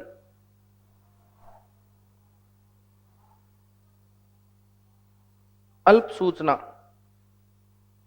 अल्प सूचना क्या होता है कि साधारण प्रश्न के लिए 14 दिन का लगभग समय निर्धारित होता है। जैसे मंत्री को प्रश्न पूछा कि आप 12-13-14 दिन तक आप इस प्रश्न का उत्तर तैयार करके आ जाना। लेकिन अचानक भारत में कोई ऐसी घटना घटित हो गई जिसके लिए इतना समय नहीं दिया जा सकता। मान लो अचानक उनको आभास हो रहा है कि कोई अटैक हो सकता है या कोई बहुत बड़ा कांड हो गया हो, भारत में दंगे हो गए हो, तो संबंधित व्यक्ति को अल्प सूचना देकर भी प्रश्न पूछा जा सकता है।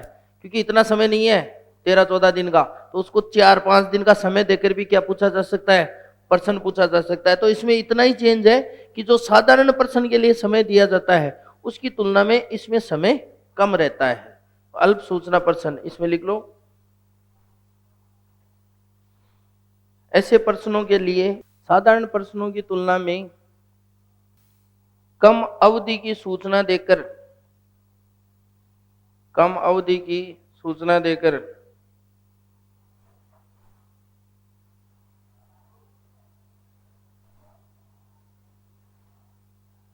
प्रश्न पूछा जाता है, प्रश्न पूछा जाता है। प्रश्न पूछा जाता है।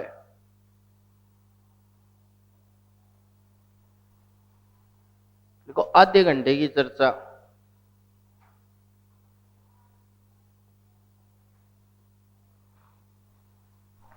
आधे घंटे की चर्चा 5 से 5:30, ये इससे जुड़ी हुई है इसलिए साथ में लिखा रहा हूं। 5 से 5:30 आधे घंटे की चर्चा।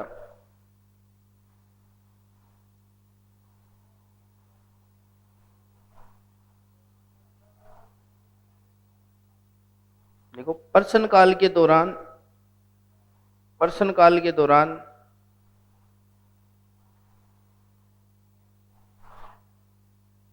पूछे गए प्रश्नों के उत्तर में, पूछे गए प्रश्नों के उत्तर में यदि कोई ऐसा तथ्य हो, यदि कोई ऐसा तथ्य हो, कोई ऐसा तथ्य हो जिसका स्पष्टीकरण करना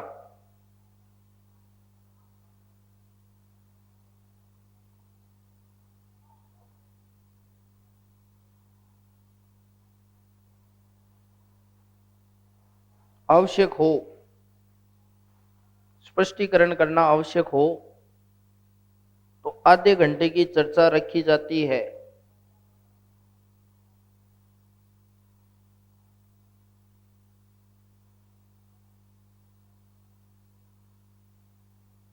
आधे घंटे की चर्चा रखी जाती है।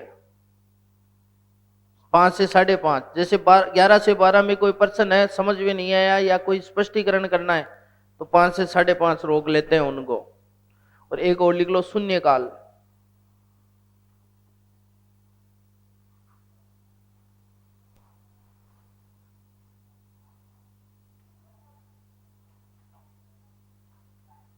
शून्यकाल देखो, संसद का 12 से 1, संसद का 12 से 1 का समय, संसद का 12 से 1 का समय,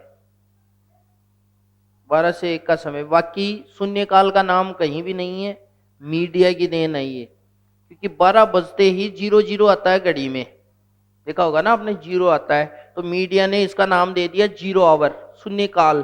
तो तब से ही नाम पड़ गया है ये शून्यकाल। जबकि संसद की जो प्रक्रिया है उसमें ये शून्यकाल नहीं है। 12 से 1 का जो काल है वो कोई भी बिना सूचना के प्रश्न पूछे जाने का टाइम है। ये तो जो हमने पढ़ा ना प्रश्न काल, इसमें तो सूचना दी जाती है मंत्री को कि ये पूछेंगे, लेकिन 12 से 1 में सूचना नहीं दी जाती। कोई भी सार्वजनिक महत्व का प्रश्न होगा उसके बारे में पूछ लेते हैं। इसमें लिख लेना,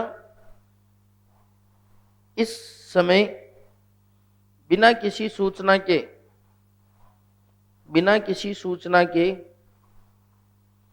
सार्वजनिक महत्व के, सार्वजनिक महत्व के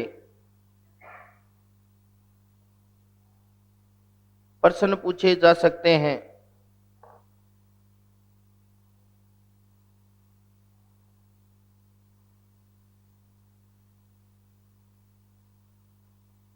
महत्व पूछे, सार्वजनिक महत्व के प्रश्न पूछे जा सकते हैं।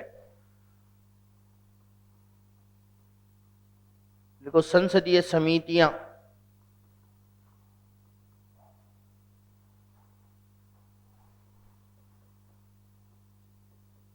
प्राक्कलन समिति,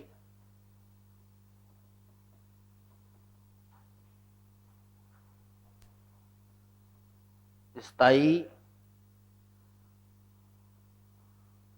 मितव्ययता समिति, स्थायी मितव्ययता समिति संसद की सबसे बड़ी स्थायी समिति,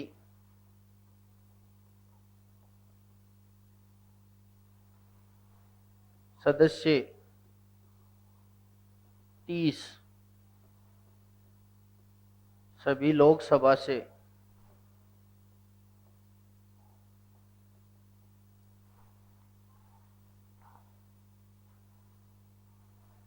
कार्य सरकार के बजट व खर्चों की समीक्षा करना,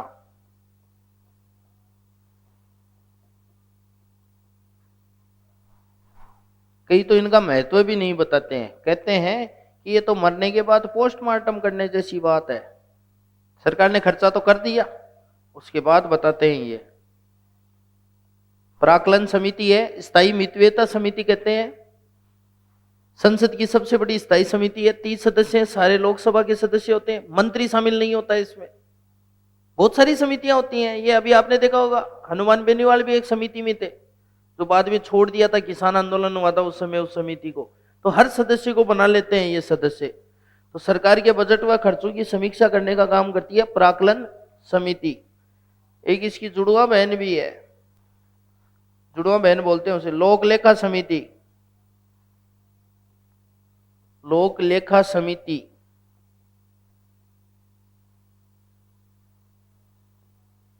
सबसे पुरानी समिति 1921 में बनी थी ये। सबसे पुरानी समिति, सदस्य 22, 15 लोकसभा प्लस 7 राज्यसभा।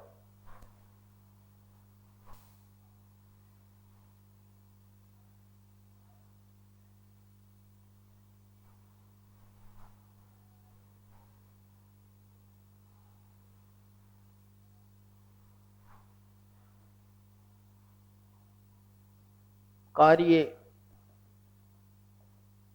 केग की रिपोर्ट की समीक्षा करना।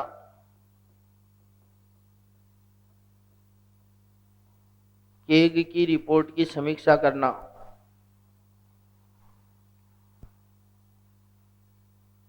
केग भारतीय नियंत्रक एवं महालेखा परीक्षक की जो रिपोर्ट सौंपता है उसकी समीक्षा करती है ये लोक लेखा समिति। और एक है सार्वजनिक उपक्रम समिति। सार्वजनिक उपक्रम समिति केग की सार्वजनिक उपक्रम संबंधी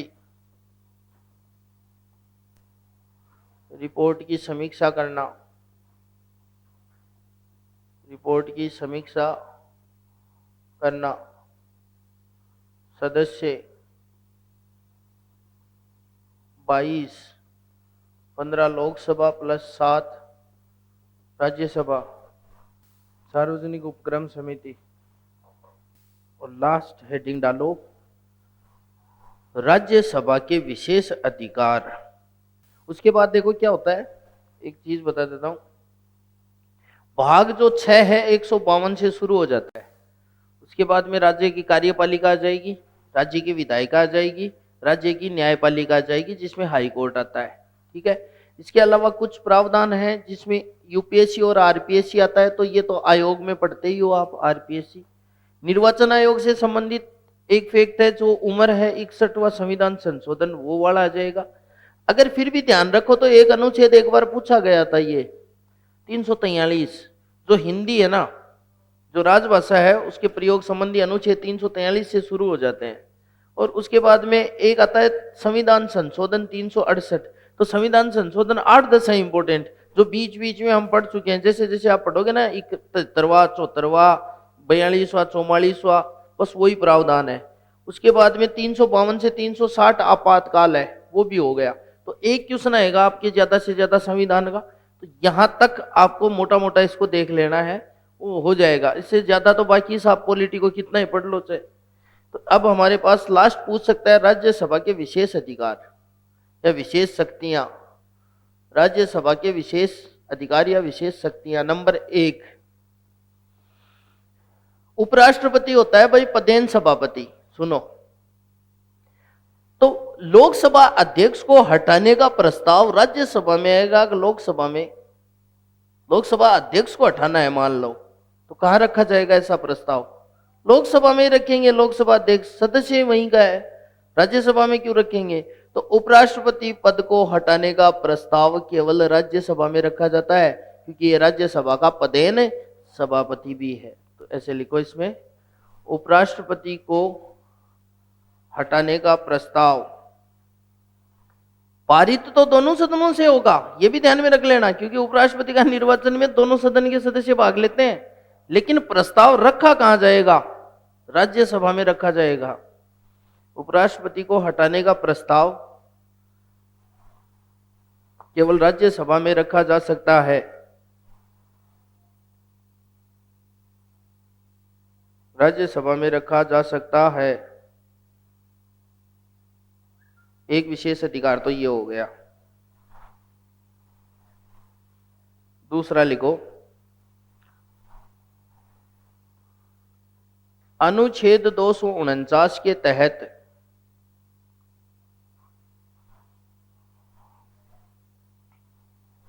अनुच्छेद 249 के तहत यदि राज्यसभा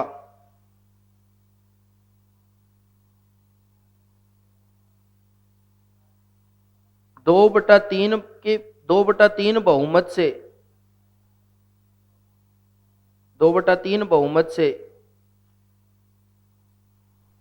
ये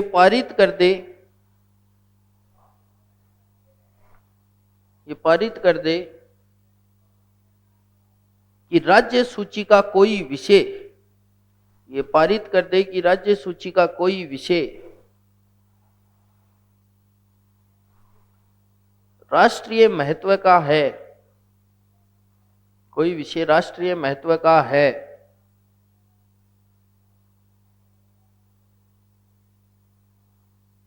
तो एक वर्ष तक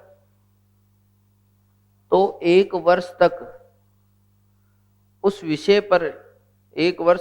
विषय पर कानून बनाने की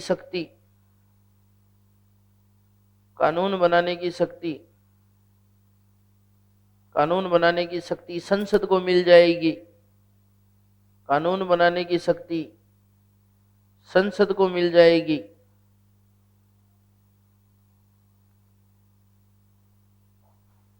कानून कौन बनाएगा?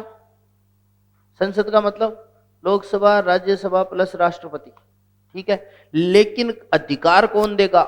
राज्यसभा, अनुच्छेद 249। वरना राज्य सूची पर कानून कौन बनाता है? विधानसभा। लेकिन संसद भी बना सकती है, पर किसके कहने पे?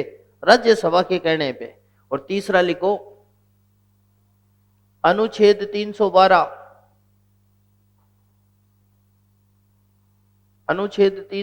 के तहत अनुच्छेद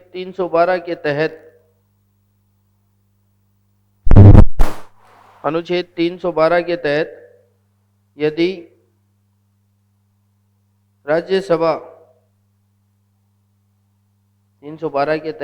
राज्यसभा 2/3 बहुमत से 2/3 बहुमत से ये घोषित कर दे 2/3 बहुमत से ये घोषित कर दे कि ऐसा करना राष्ट्रीय हित में है, घोषित कर दे कि ऐसा करना राष्ट्रीय हित में है, तो संसद द्वारा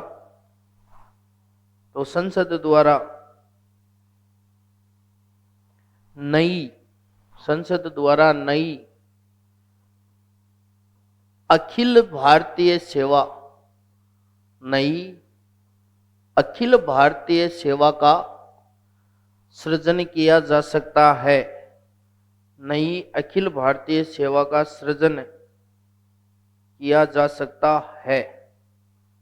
जो 3 है वर्तमान में अखिल भारतीय सेवाएं, वो अगर चौथी बनानी है तो राज्यसभा ही दे सकती है ये शक्ति। किसको? संसद को। तो इस प्रकार से आपका ये संविधान वाला पार्ट हो गया पूरा, बस खत्म। बस इतना ही आपको ध्यान में रखना ही है।